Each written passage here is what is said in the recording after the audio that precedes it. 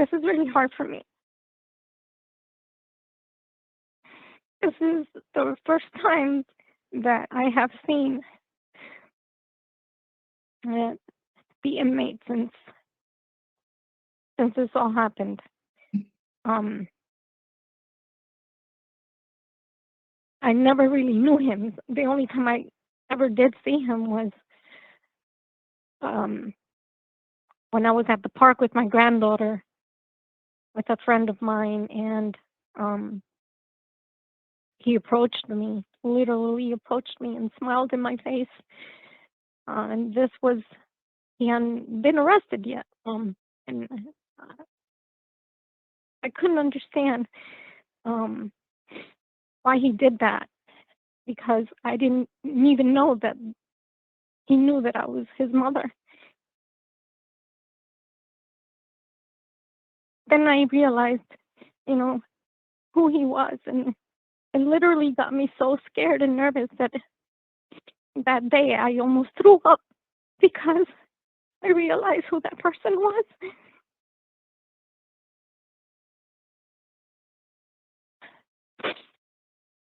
So seeing him in this video for the first time since that day, it's really hard. But at the same time, it's heartbreaking for me.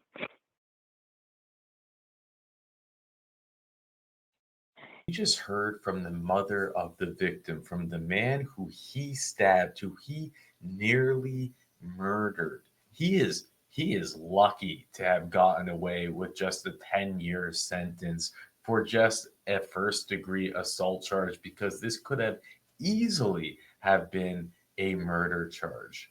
It was the bystanders, two bystanders, that saved this man's life. Now, what's crazy about this parole hearing, in my opinion, is that he shows up and just completely denies everything. He blames the victim. He says the victim attacked him first. He blames his attorney. He takes no accountability.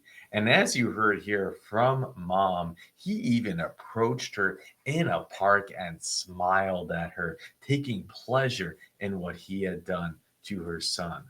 This, in my opinion, is just one of those disturbing hearings. He has been called out, and let's see how the parole board handles it. Now, with that, let's jump in. My name is Heriberto Velez, 403153. This hearing is being conducted in consideration of the parole application for Heriberto Velez, NA number 403153. He is serving a sentence of 10 years, followed by 10 years of special parole for assault first.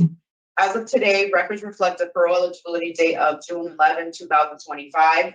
There is victim input in this case. There is an offender accountability plan. It has been reviewed and shows the offender has completed alternative to violence basic workshop and voices. Utilizing the statewide collaborative offender risk evaluation system, the offender's overall score falls within the moderate range of risk for recidivism. Mr. Velez, this is your opportunity to express to the board why you believe should be granted parole. You may begin. I want to say thank you for this opportunity and good morning to you all. And I wrote a little short letter that I'd like to read now. Before I begin, I want to demonstrate my sincere sympathy for the victim and how my actions I committed were wrong.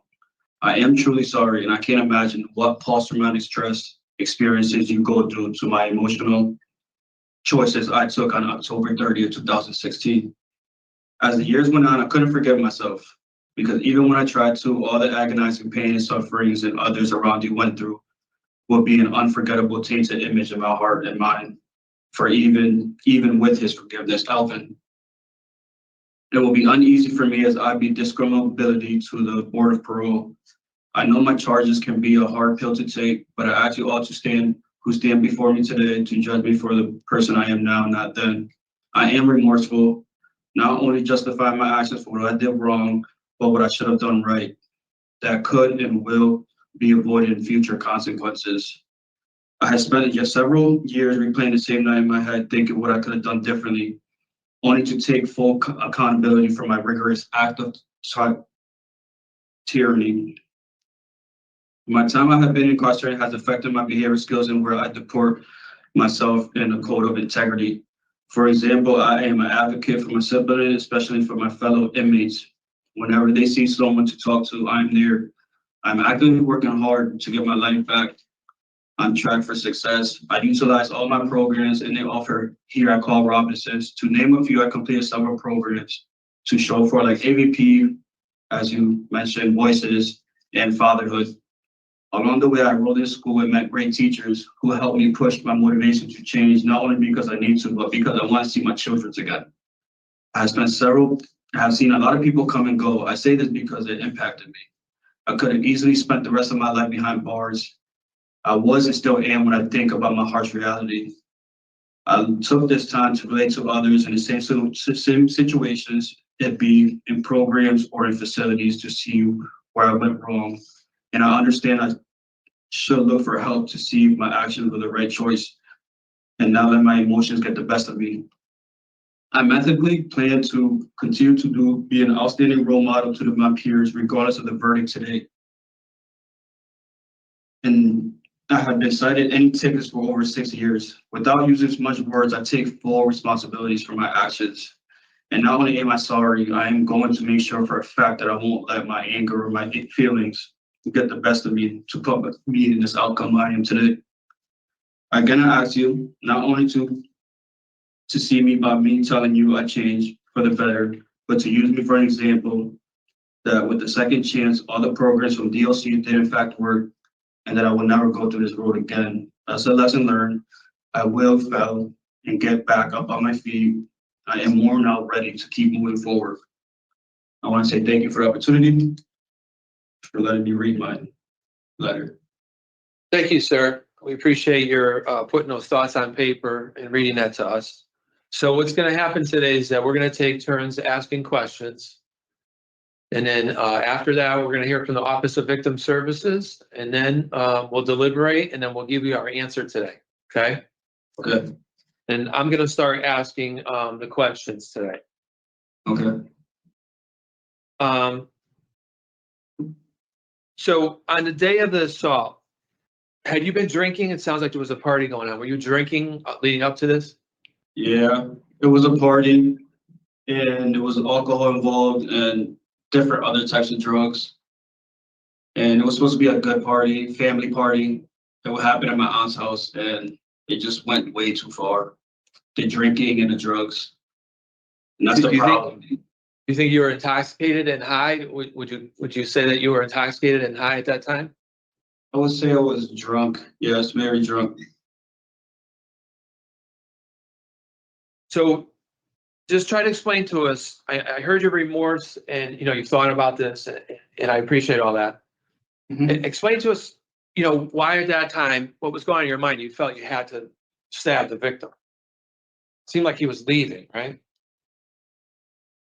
Well, that's a good question. I want to say that there was a lot of misunderstanding what happened that night, but what I remember from that night that happened, it was supposed to go like a good party. All of us supposed to enjoy, have a good time, but it led up to an argument because everybody that was at the party was getting along, but obviously drugs makes people a little bit more angry and not themselves. And when that happened, got in an argument, I actually told the victim. Okay, sir, let me just stop you real quick. I'm just gonna ask you not to use the victim's name. We know who he is, so you could just say the victim and we'll know who it is. Okay. Yeah, Yes. Go ahead. You asked him to leave? So I told the victim to leave. He was agreeing, he did agree at first. And once he got so far, he was just like, he turned around and he just didn't want to like just keep on going. He saw me and out his mouth, he was telling me like, yo, let's handle this right now. And I try to like leave, like this is a true story. I'm not making this up. And I was trying to go back to my aunt's house and he ran up behind me. He just like pushed up on me and he took out a knife. He had a knife on him. He swung it. He stabbed me once.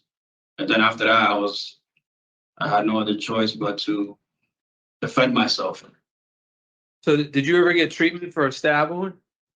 No. Because I read the statement that you're giving now. I read the story before, but the victim's report of what happened is different than this. Do you understand that? Yes. Okay. All right. And you never got treated for a stab wound. You didn't go to the hospital, get stitches. You had no medical treatment. I have not went to the hospital, no. I left it heal on its own. I brought it up. Go ahead, sir. Go ahead. Finish your Um, sentence. So after this happened, after that day happened, and I got arrested, I tried to tell my public defender to like the story of what happened. He wasn't really like listening to me. I told him about my stab wounds. He said that it doesn't matter because the victim is like very ill and was way worse than me. So he said, forget about it. Yeah, that's definitely true. The victim was in worse shape than you for sure. How do you talked about this a little bit in your opening statement, but how do you think your actions affected the victim over these years? What do you think that person had to endure during this time?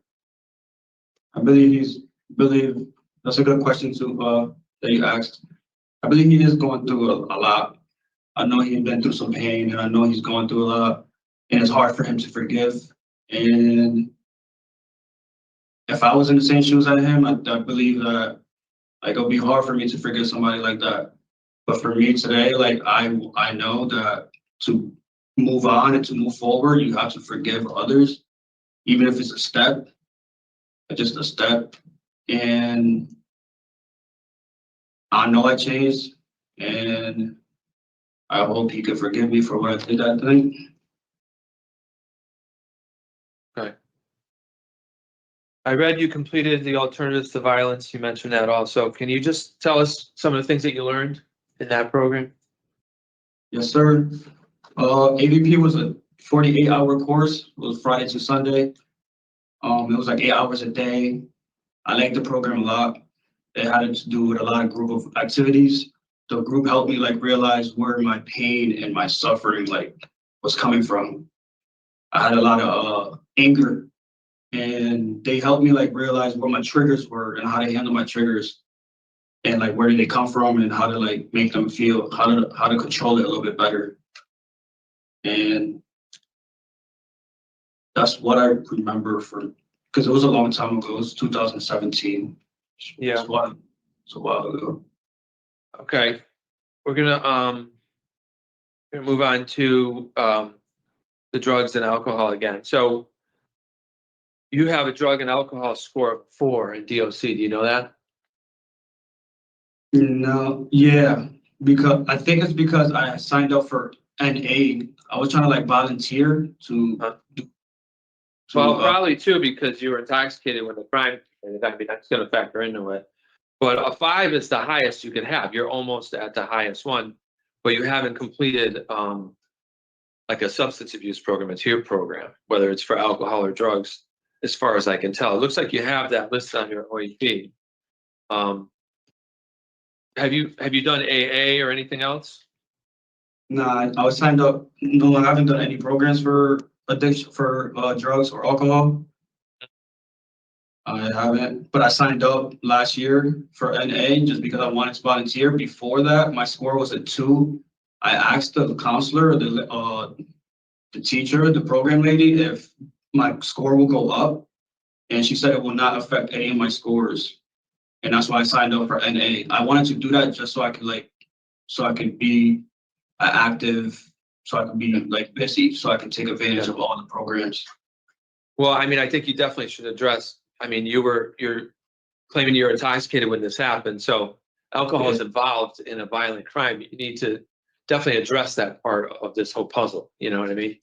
Because you can't continue to use that as an excuse later, like, I was drunk or whatever. You know what I mean? So, I mean, how often were you drinking when you were out in the community before this happened? I would say I was drinking a little bit, yeah, a couple of times a month, maybe. You are trash.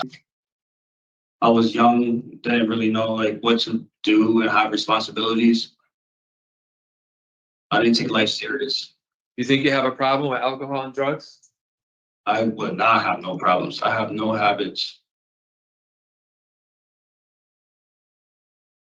Okay. How do you think you've changed during this incarceration? Good question.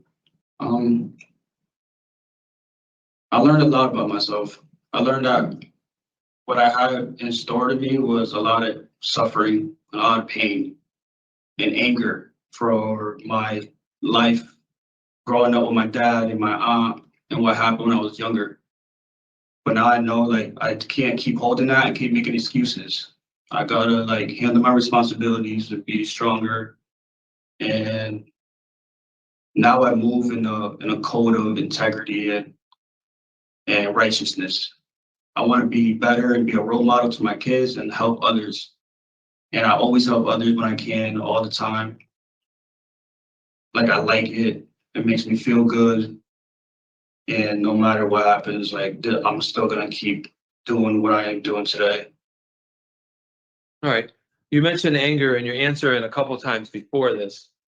And it sounds like you were angry tonight in this incident, but I don't see that you've completed the anger management class. I did see you did alternatives to violence, but that's a little bit different than anger management.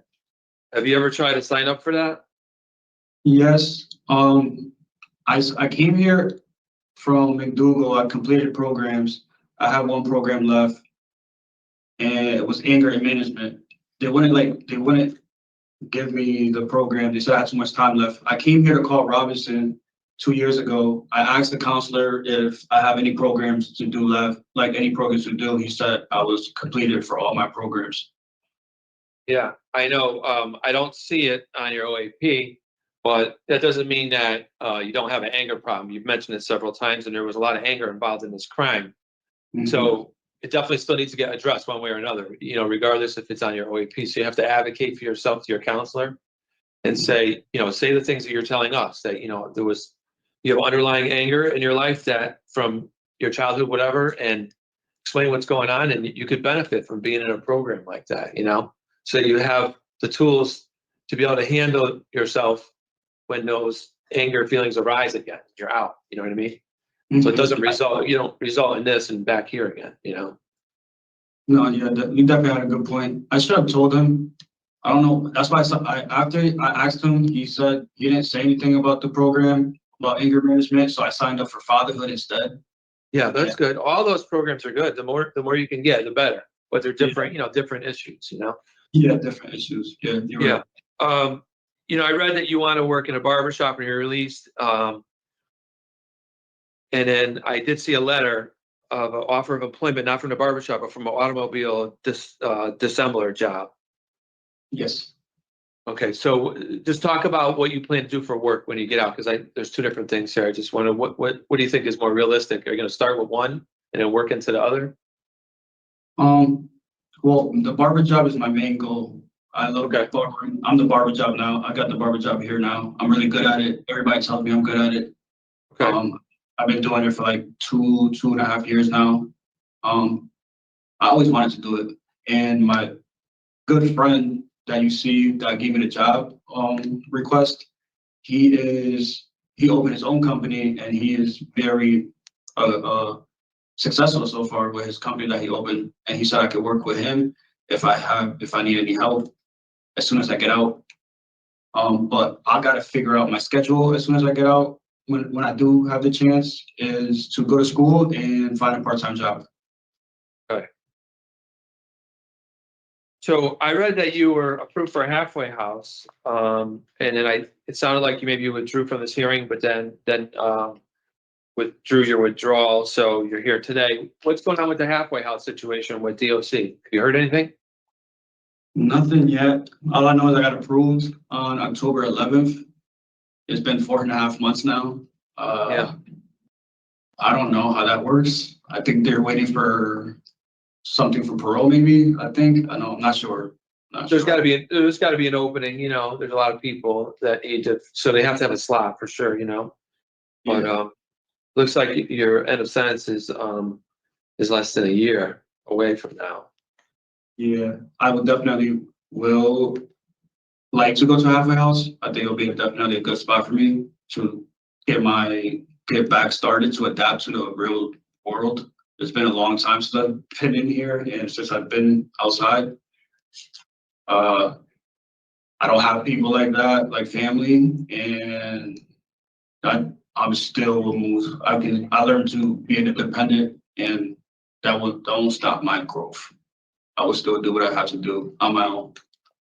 Or my Okay. little. So that was, I was gonna ask you a little bit about what support you might have in the community. So you're gonna be in the halfway house, you can't stay there forever. What's the plan after that? You have 10 years of special parole, right? So, So, yeah, you're gonna have a lot of supervision. You'll be able to use your parole officer as like a resource. They could help you with work, you know, if you need work or different things, you could probably talk to them and use them as a resource. But what's your plan after the halfway house? Do you have family that you can live with or friends?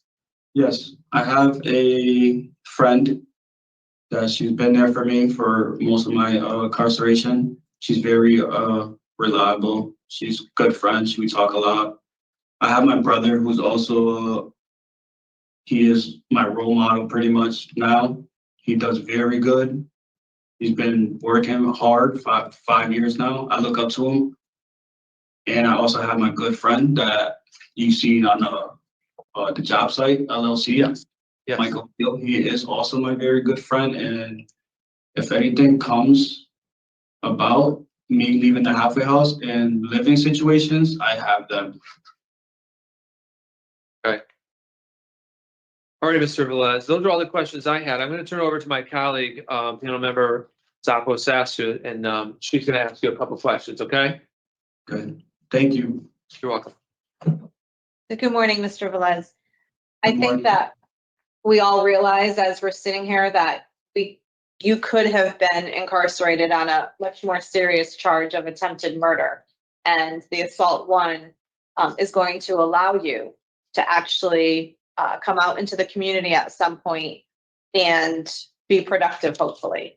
I'm looking at some of your record, and I appreciate what you've said about some of the self-reflection that you've done, because it seems that you struggled with attendance when you were at Wheeler as a teenager.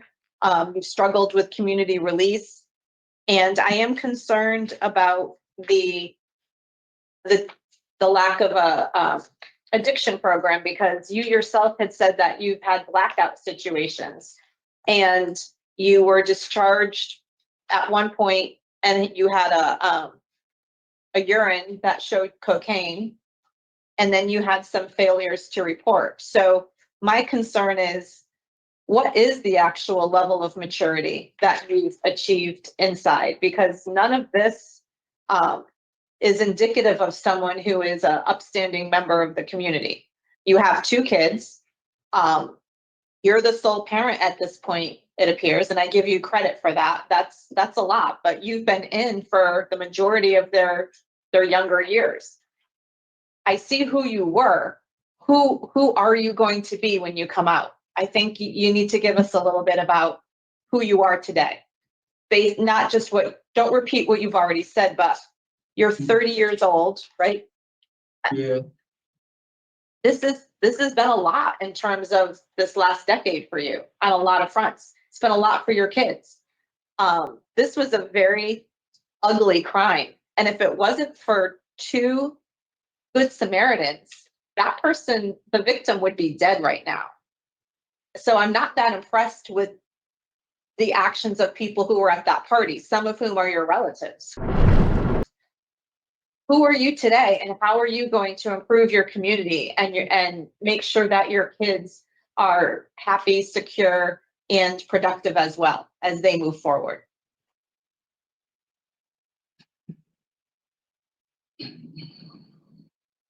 What I can say is what I've done back in the days for my kids is still something I want to do to this day. I did do a lot of bad, and this is why I'm trying to come back out. I want to leave and do better than what I did before. I just want to be a successful one. I want to work hard. and I want to be there for my kids. They drive me. Like you said, I have been in here longer than I've been out there for them. And that really, really hurts, like a lot. And that's the first thing that I'm always gonna think about. And I want to share my life with them. I want to share their experiences. I already miss when they walked. I miss when their graduations. I miss their first pain, their fall, their little situations that make them who they are, their personality. And that really that's one thing that I can never get back. So in so much words, like I thought I had it all planned out to come here and say what I have to say to you guys, but like my brother told me yesterday, when you come here, they're gonna ask you questions and they're gonna see the real you, not what you wrote. So I just want to be a great and a better father to my kids. I want to be there and I want to show them that even though I wasn't, that my past doesn't define who I am now. I want to be better. I want to improve in their life. I want to work hard. I want to share with them. I want to be there. I want to be a real father and take life serious. I didn't take life serious. I was young. I was real dumb. But I learned and talked to a lot of people on here. A lot of people that talked to me and showed me what I was doing wrong, and a lot of good conversations, and a lot of my teachers have definitely helped me, showing me what it is to be like, to work hard and stay focused and to not give up. Mr. Les, where are you with your GED? I have 2 complete certificates. I got language arts and I passed science. I still need 2 more. Are you actively working on those right now? Yeah. Yes. Okay, so upon your eventual release, whenever that is, you're going to have 2 kids who are preteens. You're interested in going to school to do the barbering certification. Mhm. You're going to need a part-time job, as you've stated. You have an older brother, the role model, who's been taking care of your kids, that I'm assuming you could live with him as well, or the friend that you've mentioned. So Mhm. that's a little bit of a support. Those are a lot of competing issues. So what have you identified as risks and triggers for you? That's a lot of pressure coming out. You're going to have your kids, you're going to have to balance the scheduling of job, you're going to need money. What are the triggers that you're going to be watching for to make sure that either the anger or the need to use in order to calm down or relax or whatever aren't going to be the first things that happen?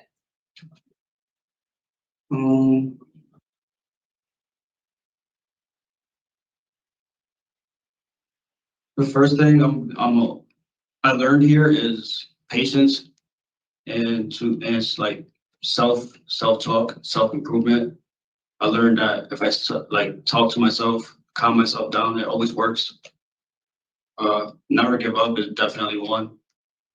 And as soon as I get out, I have a chance to do more. I can work hard. I can actually do what I can't do in here.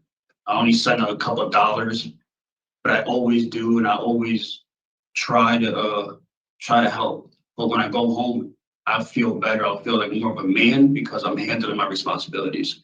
And I think that will eliminate a lot of my stress because now I'm working hard. I know what I'm doing. I know what I'm capable of. And now I don't feel so much of a failure and so much shame because I'm in here and I can't do anything in here. But I hope I answered your question correctly. You did. What I'm trying to get at is understanding that you have now realized through your incarceration and the programs that you've taken that it's okay to ask for assistance from your family, from whatever programs in the community that you get assigned.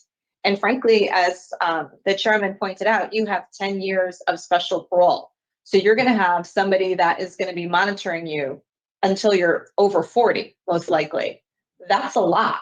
And I just want to make sure that you understand that these supports are in place to help you.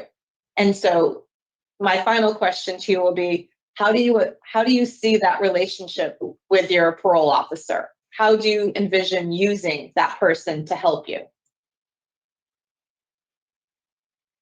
I will definitely, if I need help, ask my parole officer, try to build a good relationship with my parole officer, always be honest for the most part, from the get-go, be honest.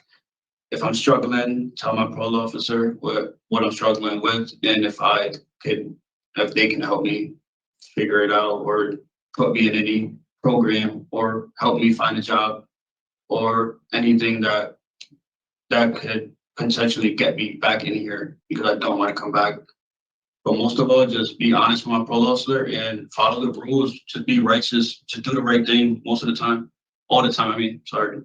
I'm nervous. It's okay. But yeah. So I think the thing that I just want to point out is that you said when you're back home that you're going to feel like more of a man, that you're going to be able to support and, provide. And I understand that. And there's nothing wrong with that. But at the same time, my point to you is you're going to have all of these pressure points. Your kids are going to be asking for things. You're going to be looking for a job. You're going to have establishing, whatever you need to do for your barbering. It's a lot. You have to know when to do the timeout. You're going to have to do the timeout to your kids. You're going to have to do the timeout to a lot of people and say, hey, I need a minute here. Or you need to establish who you can talk to, whether it's your older brother or your friends or your parole officer. Your release is, you've been in for 8+ years. It's going to be a lot of new things for you. And I'm just concerned that you understand that the support that is supposed to accompany you upon release into the community is there to benefit you. I just want to make sure that you understand that. I definitely do understand that. And I will, when those times come, or those conversations come up with my kids or my brothers or anybody else that's close to me, good friends, and I do feel overwhelmed or anything that's happening too much, I will have that conversation with them. I'll tell them, like, this is not a good time, or I don't have enough money. I do care. I do want to help you, but I can't right now. I will always speak up and tell them, like, how I really feel about the situation. Even if it's a no, it doesn't mean I don't care or I don't want to. It's just I can't at this moment because dad or your good friend or brother is still working hard and got to get his life back on track to the point where it's like a good like balance where I don't feel where I won't fall back down. Right. Yeah.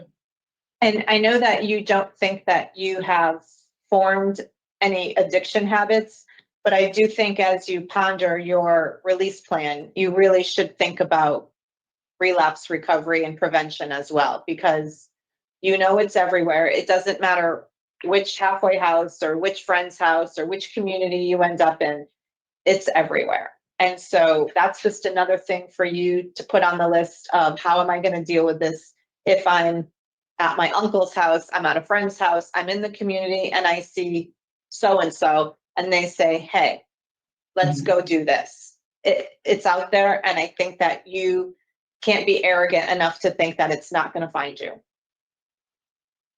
Okay, I'll definitely agree with that. I think anything that will help me make me better, that'll make me better. I think I will take that. I will always find time for any great support or group activity with structure will help me. I'll definitely will do those programs, whatever it takes. Thank you. You're welcome. Okay. Councilmember Chance.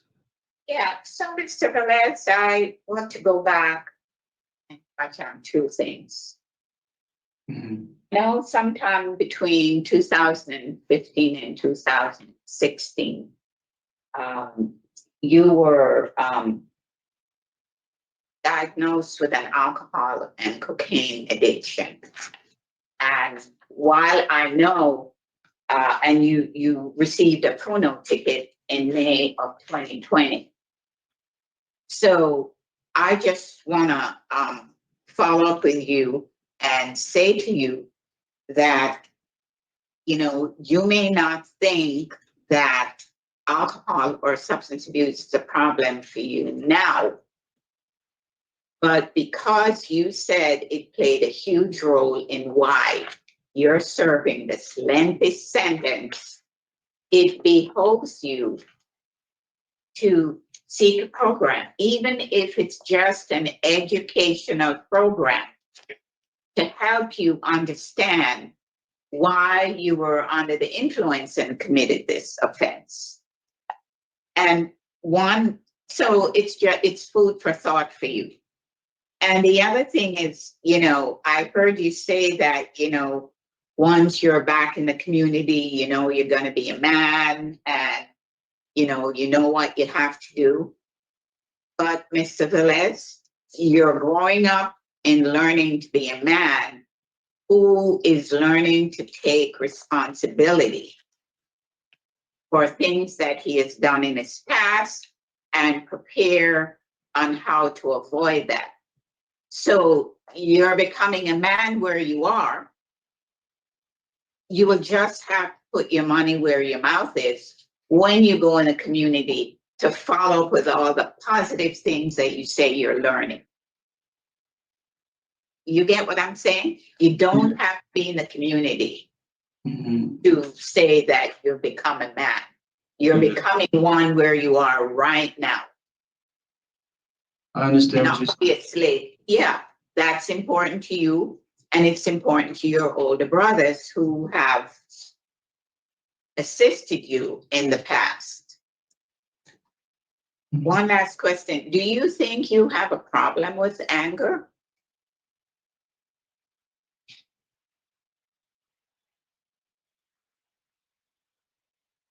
I believe I have worked and self-reflected on my past for many years. I had pain in my heart. I didn't forgive myself. I didn't forgive a lot of other people. So the first step I took was, even if they weren't there or we didn't speak, was to forgive them for what they did for me or what they did to me. And now I take responsibilities for whatever comes after. I don't want to make excuses anymore. I do get mad. I do get a little frustrated, but it's because I expect a lot from myself. Like, I want more. I try hard, and then when I do fail or I do fall, I kind of like go hard on myself. And it's not at other people I get mad at, it's mostly myself. Other people, they have such great things to say. They give me good advice. They tell me that they call me Eddie, that's my nickname. They tell me, like, stop being so hard on yourself. Don't do that to yourself. Just take a breath, take deep breaths and just try again. But yes, I do get a little emotional sometimes. Yeah. So I think those are some things that you have to figure out and how you can manage those feelings and get through. Okay? Yes. So I want to wish you the best of luck going forward. I think you should just continue to work on what you're doing there. Okay, good luck. Thank you. Okay, Mr. Velez, so what's gonna happen now is we're gonna hear from the Office of Victim Services. So during this part of the hearing, you can listen, but I just ask that you do not interrupt, okay? Don't say anything, please. Yes, sir. Okay, we're gonna turn it over to the Office of Victim Services. Hi, good morning. Thank you, Sir Chair. Thank you, panel. I do have the mother of the victim who would like to address the board today. One moment.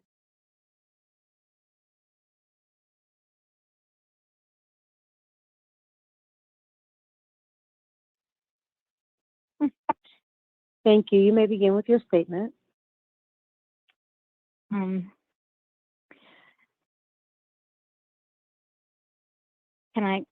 I being heard? You can be Yes. heard. Yes.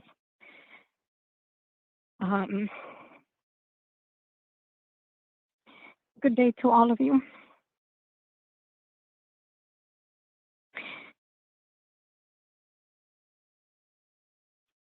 This is really hard for me. This is the first time that I have seen the inmate since this all happened. I never really knew him. The only time I ever did see him was when I was at the park with my granddaughter with a friend of mine, and he approached me, literally approached me and smiled in my face. And this was, he hadn't been arrested yet. And I couldn't understand why he did that, because I didn't even know that he knew that I was his mother.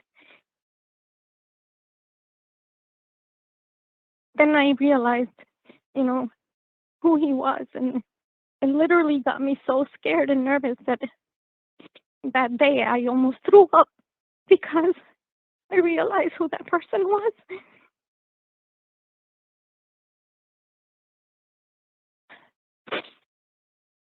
So seeing him in this video for the first time since that day, it's really hard. But at the same time, it's heartbreaking for me.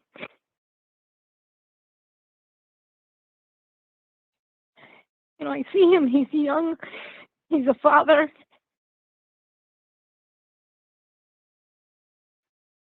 And it makes it hard for me. But I need for him to understand that his actions and affected my family and his forever, right? Because he can't get certain things back, like he was saying before. He can't get certain steps from his children and the looks and everything. He can't get that back. There's things I can't get back that I'll never get back. And that's my son, the son that I knew.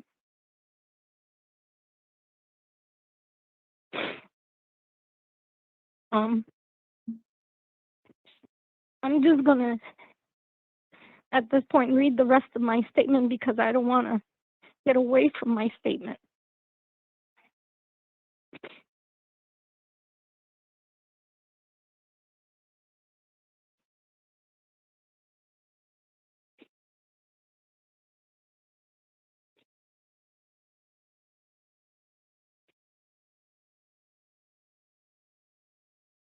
So, thank you for allowing me to give this statement on behalf of my son, my family, and myself. I would like to address how this assault affected my son.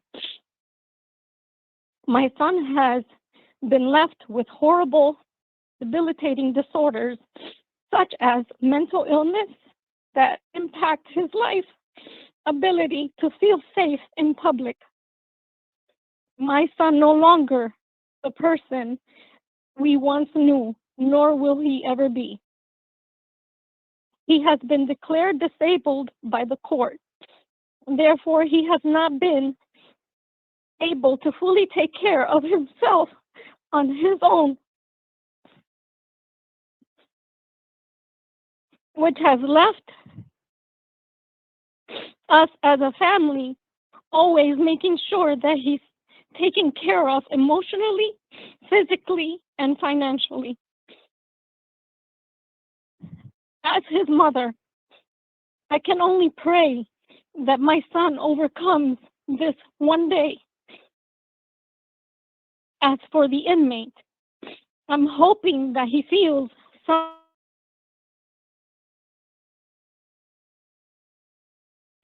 so that this never happens again. That he will be someone who will be positive to someone else in need and to the community. As a woman that believes that in order to ask God for forgiveness, I have to forgive first. I understand the pain he caused will probably never go away. The only advice I have for him is to search for God, ask for forgiveness, and let him be the center of his heart, for only God can make it right. I pray he finds this. Remember that not only was my family affected by this, but so was his. Thank you, and God bless you.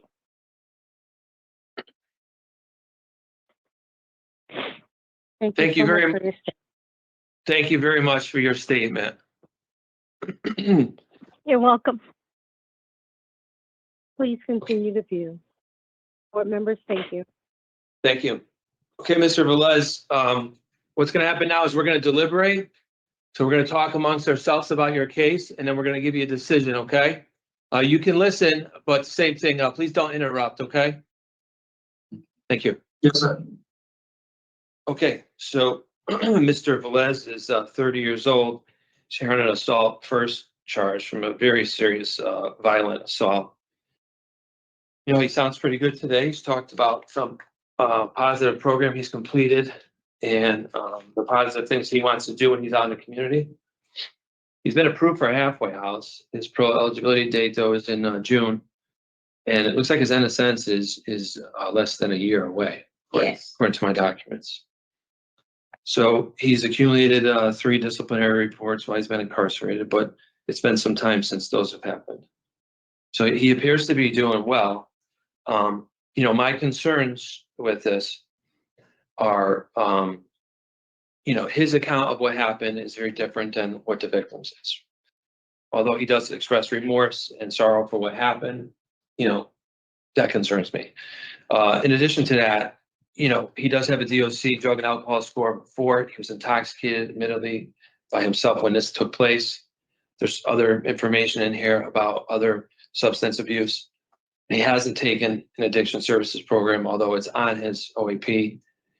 Didn't talk about getting into any kind of outpatient treatment in his release plan or any kind of, you know, we had to kind of talk to him about that and get him on board with, you know, addressing those issues when he gets out. So he hasn't really made a plan for himself, you know, recognizing the role that substances probably played in this crime, you know. So I'm really concerned about that part of it. In addition to that, he admittedly, you know, talked about anger several times throughout this. He hasn't taken an anger management class. I understand it's not on his OAP right now. It wasn't a pass. Regardless, he hasn't addressed that part of this puzzle yet. You know, he did talk about self-reflection. In some ways, he's dealing with those things. And he did take that 48-hour class, Alternatives to Violence. I don't think that that's enough to deal with the underlying anger issues that he's talking about. You know, he needs to be in like a structured program where he can just dive into all that stuff before something else happens, you know? Yeah. So, you know, before I kind of give my decision, I want to lay it out, and I want to hear from my colleagues and see what you guys think. I definitely saw some emerging offender change, but I do think that there are still some shaky parts in terms of what I would feel comfortable with and confident that he was coming out with a strong support system in terms of the release plan and obviously some of the issues that he has acknowledged, which I give him a lot of credit for. It's hard to come to those types of self-revelation when you have a lot of trauma in your life. So I think that there's a lot of good that's happening here, but I do believe that there could be some additional programming that would actually set Mr. Velez up for future success, even more so than the hard work that he's already put in. Down there a chance? Yeah. So I will certainly agree that I do see some reflection of change in Mr. Velez. But my areas of concern was not addressing anger management despite the fact that it has played a significant role in his life. And his account of the incident versus what I've read in the PSI and what was in the transcript. I also think, he has a substance abuse score of 4, and I don't think he's adequately addressed that because for some reason he doesn't think that, he has a problem. But in, about 4 years ago, he was diagnosed with cocaine and alcohol abuse. And I do think that needs some addressing. If you are an alcoholic or were an alcoholic, you are an alcoholic today. And once he's looked at his anger management, his addiction, and then develop a really solid release plan and how he intends to follow through with that. Mhm. I just think he needs to have some more time there. So I'm not in favor of his 85% release today. And hence they still have some more work to do, but to give him credit for, identifying and addressing some problems. And I do know that he has quite a few issues. He just met his mother that he wants to get together to know her. He has a son who now lives with his brother who he needs to be responsible for. He has a daughter who currently lives with an aunt that, he wants to be responsible. And as a man, I see an emerging responsible person. Yes. And so I also think he probably needs a parenting program to help him with that, because I see that as very significant for him when he's no longer incarcerated. So I agree. I'm not prepared to support his release. He does have a special parole to file, so we'll have to set those conditions. So how do you feel about all of this? You're in agreement with this? Yes. Okay, so let's look at the reasons. I had nature and circumstances, injury and impact to the victim, inadequate institutional program participation for not completing that addiction service. Those 3 okay with you? Yeah. I mean, we could have probation. There's no reason to at this point, right? No. Okay, so then the conditions for special parole. I have no alcohol. Yeah. I have halfway house. Yeah. And then anger management. Yes. Yes. There were 2 co-defendants. And then it's 2 co-defendants. Yeah, Mr. Velez and cap Velez removal, and then the right. victim EB. Yes. In terms of the one of the co-defendants that is a relative, in one of our hearings last week, it said it separated that out because it was a family member and Yeah. it said without So Heels. without heels. so this other one, Velez, is his brother. Yeah. Without heels. Correct. Okay, so we'll go through that. Okay, it's giving me a lot of stuff here to go through. Okay, anything else that we need to cover before? No Right? behavior management. Wait, else. Yep. The 2 co-defendants and no contact with the victim. And yeah, that's what I have. And then we have those 3 reasons: nature and circumstances, injury and impact, Right. and program participation. Yeah. Okay, so I'm gonna make this motion, and he's been approved for halfway house, so this isn't, he has other options here and all those things for him. So I would encourage him to stay positive. Okay, so in regards to Heriberto Velez, inmate number 403153, make a motion to deny discretionary parole based on the nature and circumstances of the current offense, the injury and impact to the victim and the victim's family, inadequate institutional program participation.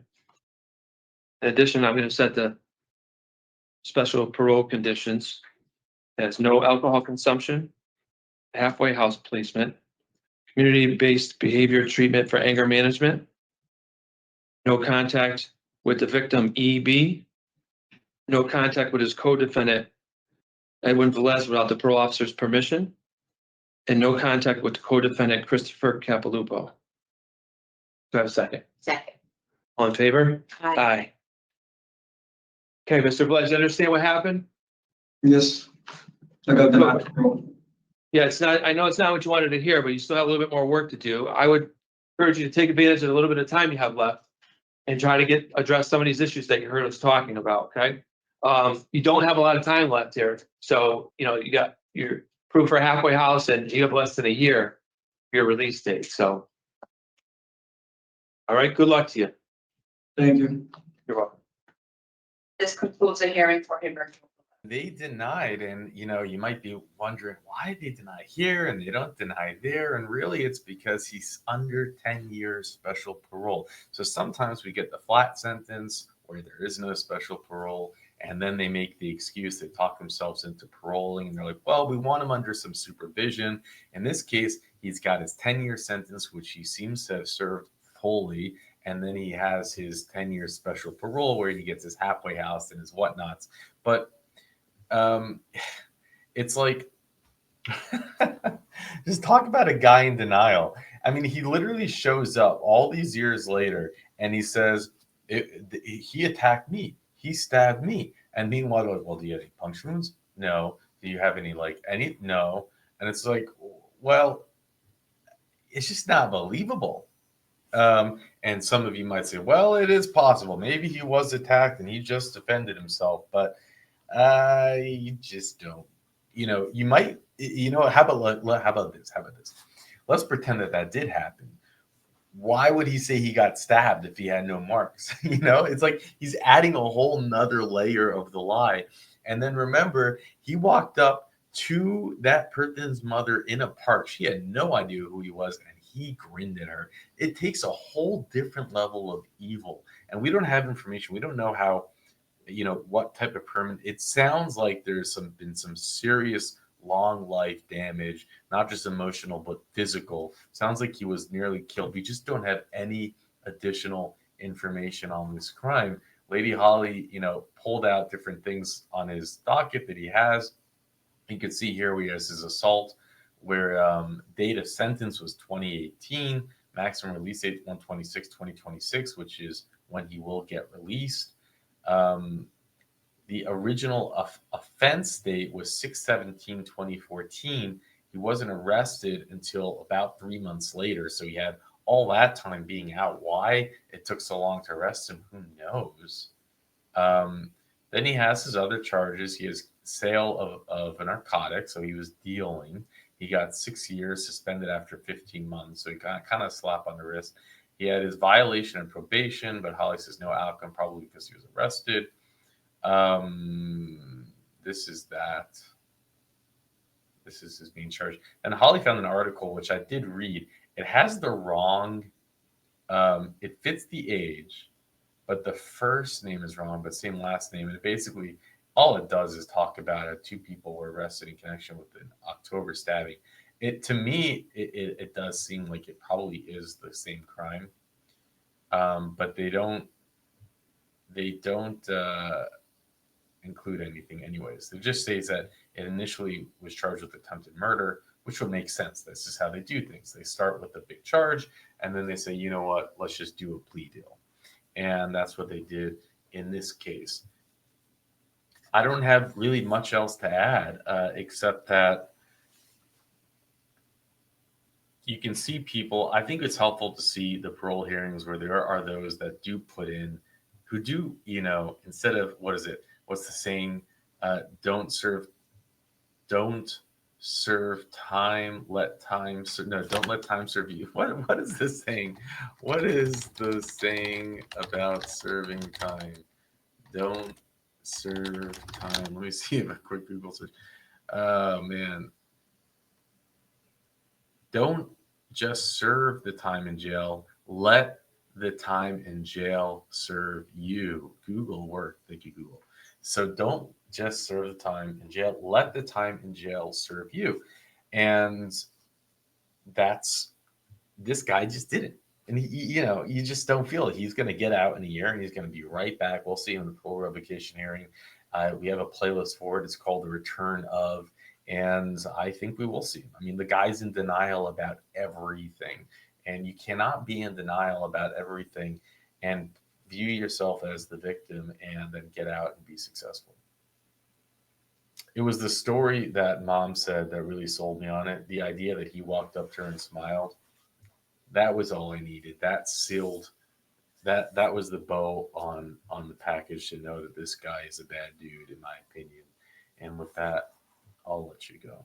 He approached me, literally approached me and smiled in my face. And this was, he hadn't been arrested yet. And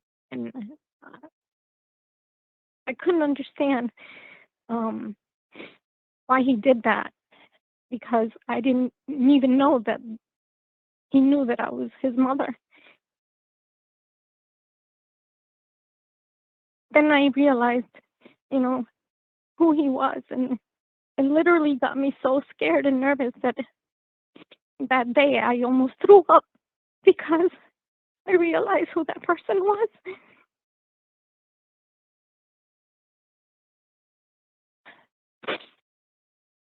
So seeing him in this video for the first time since that day,